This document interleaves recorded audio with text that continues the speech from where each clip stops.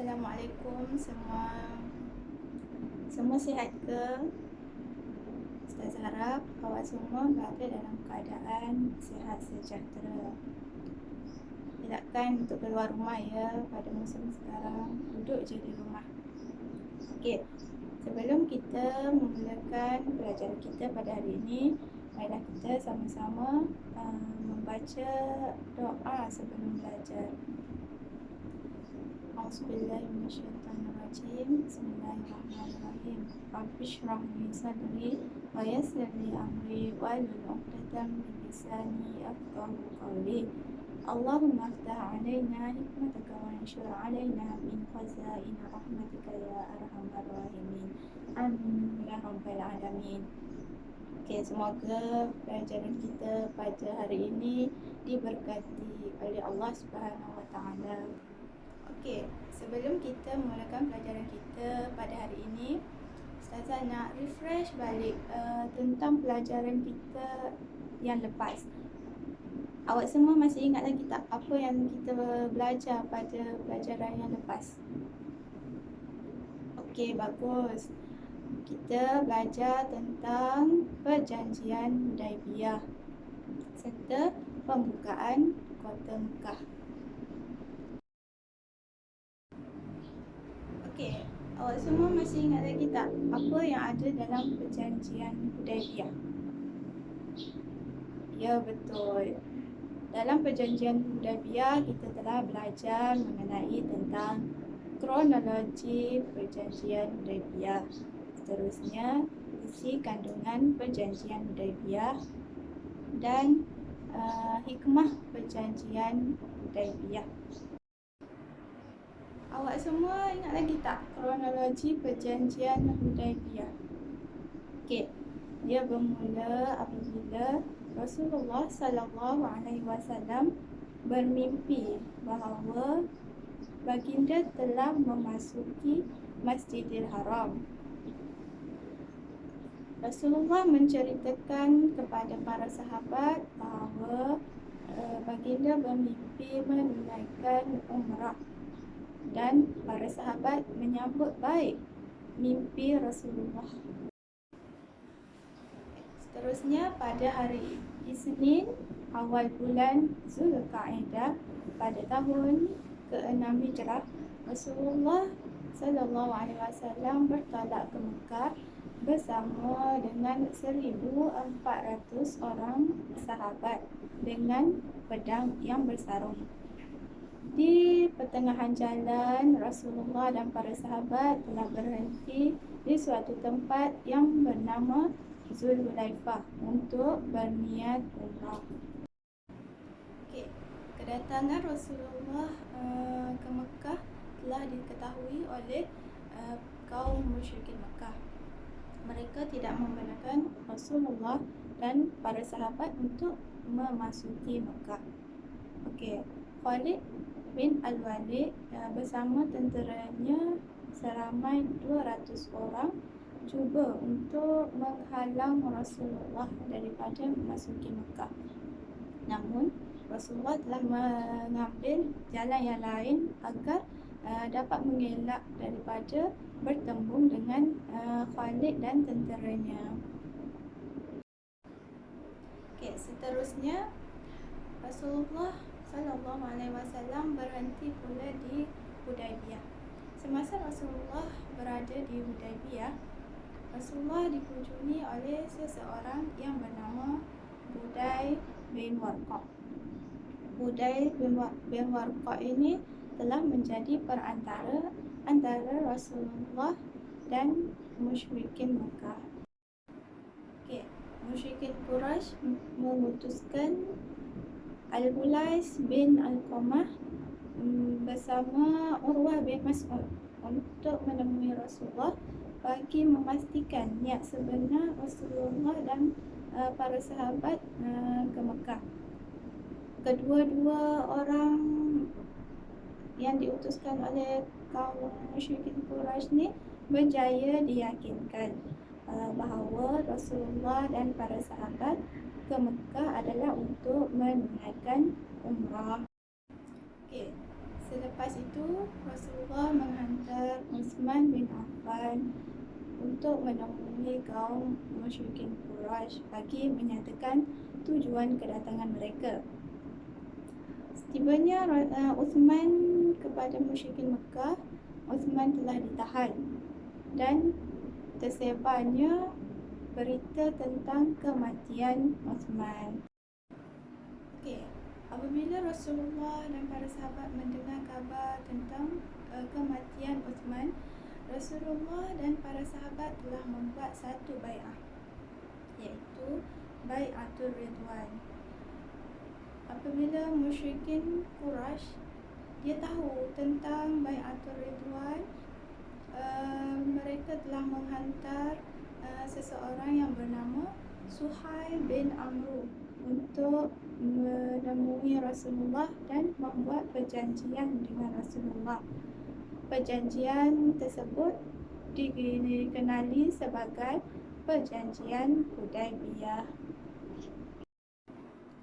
Okey, seterusnya isi kandungan Perjanjian Hudaibiyah. Awak semua ingat lagi tak apa yang terkandung dalam Perjanjian Hudaibiyah? Okey, bagus. Okey, dalam Perjanjian Hudaibiyah, Rasulullah dan para sahabat tidak dibenarkan untuk mengerjakan umrah pada tahun tersebut, iaitu tahun ke-6 Hijrah. Bila Rasulullah dan para sahabat dapat menunaikan umrah adalah pada tahun hadapan, iaitu tahun ke-7 Hijrah. Rasulullah dan para sahabat hanya dibenarkan berada di Mekah selama 3 hari sahaja dan tidak dibenarkan untuk membawa sebarang senjata kecuali pedang yang bersarung. Okey, seterusnya tiada peperangan akan berlaku antara kedua-dua belah pihak selama 10 tahun. Okey, mana-mana kabilah yang mengikat perjanjian dengan Rasulullah akan terikat dengan Perjanjian Hudaibiyah. Begitu juga mana-mana kabilah yang mengikat perjanjian dengan musyrikin Mekah, mereka juga akan terikat dengan Perjanjian Hudaibiyah. Okey, seterusnya mana-mana orang Mekah yang lari dari Mekah ke Madinah perlu dikembalikan. Sebaliknya, mana-mana orang Madinah yang lari ke Mekah tidak perlu dikembalikan. Okey, itu adalah antara isi kandungan Perjanjian Hudaibiyah. Seterusnya kita tengok pula kepada hikmah Perjanjian Hudaibiyah. Apa yang telah kita belajar tentang hikmah Perjanjian Hudaibiyah ni? Awak semua ingat lagi tak? Okey, bagus. Okey, hikmah Perjanjian Hudaibiyah ni terdapat 3 hikmah Perjanjian Hudaibiyah. Dari segi perkembangan dakwah Islam, perkembangan politik Islam dan perkembangan ketenteraan Islam. Okey, kita akan tengok satu-satu dari segi perkembangan dakwah Islam. Okey, dari segi perkembangan dakwah Islam, musyrikin Mekah tidak lagi mengganggu usaha dakwah Rasulullah SAW. Ramai orang Arab telah memeluk Islam secara terang-terangan, serta Rasulullah membuka ruang dakwah Islam dengan menghantar surat kepada kerajaan di semenanjung Tanah Arab dan juga di luar semenanjung Tanah Arab. Okey, dari segi perkembangan politik Islam, kaum musyrikin Mekah telah mengiktiraf kerajaan Islam Madinah serta Rasulullah sebagai pimpinannya. Rasulullah telah mengikat perjanjian dengan kabilah-kabilah di Madinah, termasuklah Bani Khuza'ah. Seterusnya, Rasulullah mula menghantar surat kepada pemimpin di dalam dan di luar semenanjung tanah Arab. Selepas perjanjian Hudaibiyah, Rasulullah menumpukan perhatian kepada Yahudi yang berada di Khaybar. Dari segi perkembangan ketenteraan Islam, kekuatan tentera Islam bertambah daripada 3,000 kepada 10,000 orang dalam tempoh 2 tahun selepas perjanjian Hudaibiyah. Seterusnya, mewujudkan suasana aman antara kerajaan Islam di Madinah dan musyrikin Mekah. Seterusnya kita masuk pula kepada pembukaan kota Mekah. Bagaimana berlakunya pembukaan kota Mekah? Apakah peristiwa yang terjadi? Pada masa itu ada dua kabilah yang bermusuhan pada zaman jahiliyah. Yang pertama, kabilah Bani Khuza'ah dan kabilah Bani Bakar. Pada satu malam, kabilah Bani Bakar telah menyerang kabilah Bani Khuza'ah. Bersama-sama kabilah Bani Bakar adalah kaum musyrikin Mekah. Mereka telah menyerang Bani Khuza'ah pada waktu malam. Beberapa orang daripada kabilah Bani Khuza'ah telah dibunuh, dan mereka dibunuh di kawasan Tanah Haram. Dua kabilah ini telah mengikat perjanjian dan mereka terikat dengan perjanjian Hudaibiyah. Dalam perjanjian Hudaibiyah, seperti yang telah kita tahu, nanti ada peperangan yang akan berlaku selama 10 tahun. Seterusnya, Amru bin Salim Al-Khuzai segera menuju untuk berjumpa dengan Rasulullah bagi menceritakan peristiwa mereka telah diserang oleh Bani Bakar dan musyrikin Mekah. Musyrikin Mekah ni telah melanggar perjanjian Hudaibiyah. Jadi Rasulullah membuat strategi untuk membuka kota Mekah. Kita tengok bagaimana perjalanan Rasulullah untuk membuka kota Mekah. Ingat lagi tak bagaimana? Rasulullah bersama 10,000 orang tentera bergerak ke Mekah pada 10 Ramadan tahun ke-8 Hijrah. Dalam perjalanan, Rasulullah berhenti di Mar Az-Zahran. Ketika berada di Mar Az-Zahran, Rasulullah meminta tenteranya untuk menyalakan unggun api sebanyak 10,000. Seterusnya, Abu Sufyan dia meninjau pasukan tentera Islam. Semasa dia sedang meninjau, beliau berjumpa dengan Al-Abbas. Lalu Al-Abbas membawa Abu Sufyan berjumpa dengan Rasulullah.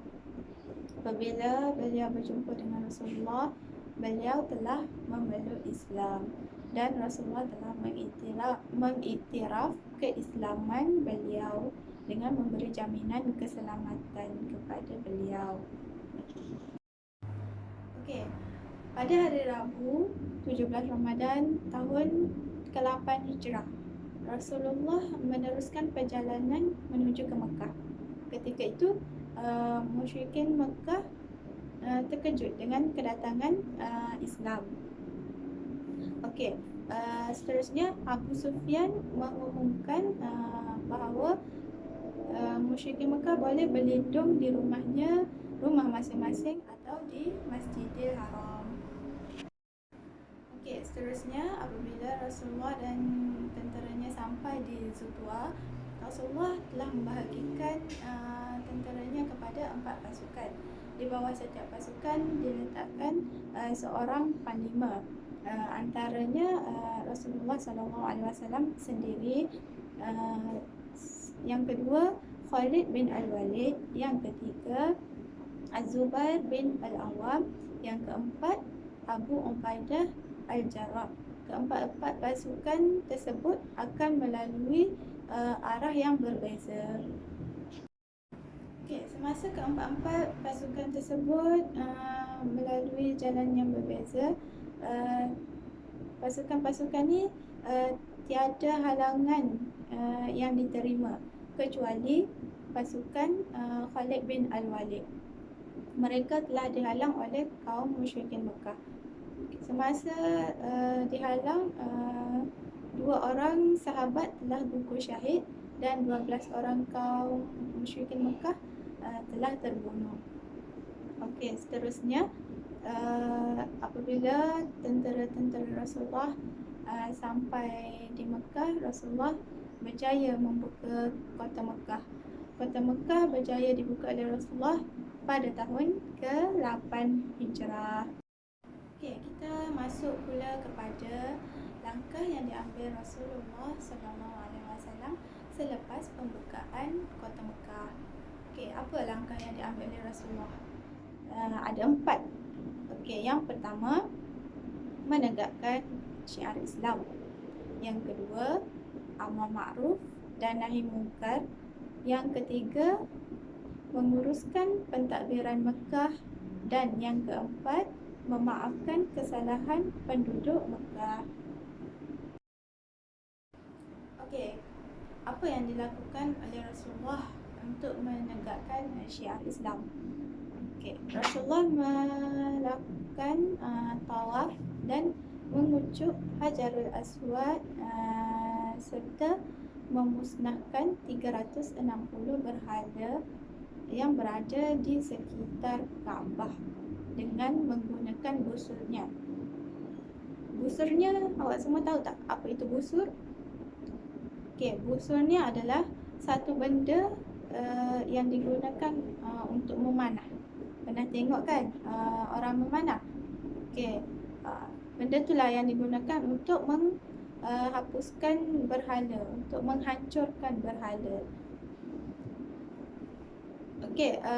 Seterusnya Rasulullah meminta Bilal bin Rabah untuk melaungkan azan di atas Kaabah. Seterusnya Rasulullah menghantar beberapa pasukan ke sekitar Mekah untuk menghapuskan berhala.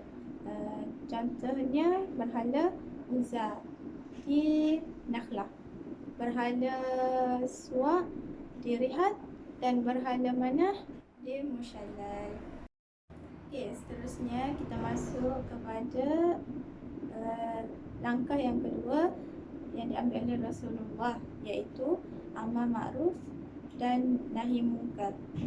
Apa itu amar ma'ruf dan nahi munkar? Ya, betul. Amar ma'ruf dan nahi munkar adalah mengajak kepada kebaikan dan mencegah kemungkaran. Apa yang dilakukan oleh Rasulullah? Rasulullah menyeru penduduk Mekah untuk memeluk Islam. Seterusnya Rasulullah berbai'ah dengan penduduk Mekah di Bukit Safa. Untuk apa Rasulullah berbai'ah? Agar mereka tidak syirik kepada Allah, mereka tidak mencuri, mereka tidak berzina dan mereka tidak membunuh anak. Seterusnya kita masuk kepada langkah yang ketiga, iaitu menguruskan pentadbiran Mekah. Rasulullah mengekalkan pengurusan kunci Kaabah kepada Uthman bin Talha. Rasulullah juga meminta Abu Usaid Al-Khuzai untuk memperbaiki beberapa bahagian Masjidil Haram. Seterusnya langkah yang keempat adalah Rasulullah memaafkan kesalahan penduduk Mekah. Rasulullah mengisytiharkan kemaafan baginda kepada mereka yang telah mengingkari Rasulullah. Rasulullah juga membenarkan mereka untuk pulang ke rumah masing-masing. Rasulullah tidak menyimpan sebarang dendam kepada orang yang telah melakukan kesalahan kepada baginda. Itu adalah sifat Rasulullah. Okey, kita masuk pula kepada faktor kejayaan pembukaan Kota Mekah. Bagaimana pembukaan Kota Mekah itu berjaya dilakukan? Okey, yang pertama adalah melalui petunjuk Allah. Yang kedua, strategi Rasulullah sallallahu alaihi wasallam. Yang ketiga, semangat jihad yang tinggi dan berdisiplin daripada tentera Islam. Okay. Yang keempat adalah musyrikin Mekah yang semakin lemah. Okay. Melalui petunjuk dari Allah. Okay. Rasulullah telah bermimpi sebelum perjanjian Hudaybiyah berlaku lagi, dan mimpi tersebut adalah petunjuk bahawa Kota Mekah akan dibuka dalam masa yang terdekat. Okey, seterusnya strategi daripada Rasulullah sallallahu alaihi wasallam. Okey, Rasulullah membuat perancangan secara rahsia agar tidak diketahui oleh pihak musyrikin Mekah. Okay, seterusnya Rasulullah meminta tenteranya untuk menyalakan 10,000 unggun api agar menimbulkan rasa gerun kepada pihak musuh. Okay, seterusnya Rasulullah membahagikan tentera kepada 4 pasukan, dan 4 pasukan tu akan melalui jalan yang berbeza. Okay, seterusnya kita masuk kepada tentera Islam mempunyai semangat jihad yang tinggi dan berdisiplin. Okay, tentera Islam ni dia bersatu di bawah panji Islam tanpa mengira kaum dan kabilah. Okay, tentera Islam juga mendengar dan patuh kepada arahan Rasulullah tanpa bantahan. Contohnya seperti pasukan Az-Zubair bin Al-Awwam. Okay, mereka masuk ke Mekah melalui dataran yang tinggi dan berhenti di Al-Hujun. Okay, mereka tidak boleh meninggalkan tempat itu sehinggalah Rasulullah sampai kepada mereka. Okay, seterusnya musyrikin Mekah yang bertambah lemah. Ramai pemimpin Quraisy yang telah memeluk Islam sebelum pembukaan Kota Mekah. Antaranya ialah Khalid bin Al-Walid dan Abu Sufyan. Okay, seterusnya, sebahagian pembesar Mekah telah mati sebelum pembukaan Kota Mekah. Antaranya ialah Abu Jahal. Okay, tidak semua musyrikin Mekah yang bangkit untuk menentang kemarahan tentera Islam. Jadi disebabkan itulah musyrikin Mekah ni bertambah lemah. Okey, Ustazah harap awak semua faham apa yang telah kita pelajari hari ini. Okey, seterusnya kita masuk pula kepada iktibar daripada pembukaan Kota Mekah. Okey, yang pertama, kita hendaklah mengamalkan ciri-ciri kepimpinan mengikut syariat Islam agar agama Islam dapat dihormati. Contoh ciri-ciri kepimpinan adalah bijaksana. Yang kedua, kita hendaklah melakukan sesuatu tugasan secara terancang.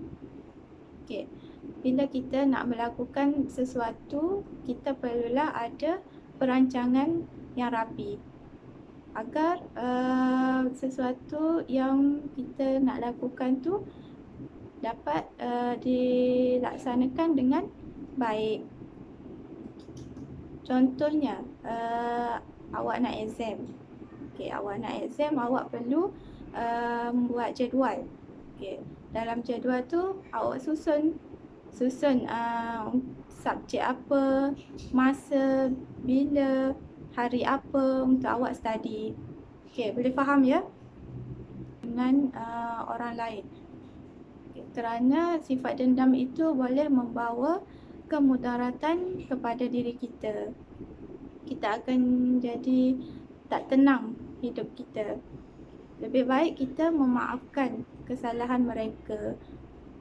kerana sifat memaafkan adalah sifat yang terpuji pada hari ini, iaitu pembukaan Kota Mekah. Peristiwa pembukaan Kota Mekah, perjalanan Rasulullah untuk membuka Kota Mekah, langkah yang diambil oleh Rasulullah sallallahu alaihi wasallam selepas pembukaan Kota Mekah, faktor kejayaan pembukaan Kota Mekah serta iktibar daripada pembukaan Kota Mekah. Okey, Ustazah juga harap awak semua dapat mengambil sifat-sifat yang telah ditunjukkan oleh Rasulullah, iaitu sifat bijaksana, pemaaf dan sebagainya. Rasulullah mempunyai sifat-sifat yang terpuji. Okay. Semoga awak semua dapat contohi Rasulullah SAW. Okey, sekian saja kelas kita hari ini. Ustazah akhiri dengan wabillahi taufik wal hidayah. Assalamualaikum warahmatullahi wabarakatuh. Jumpa lagi ya.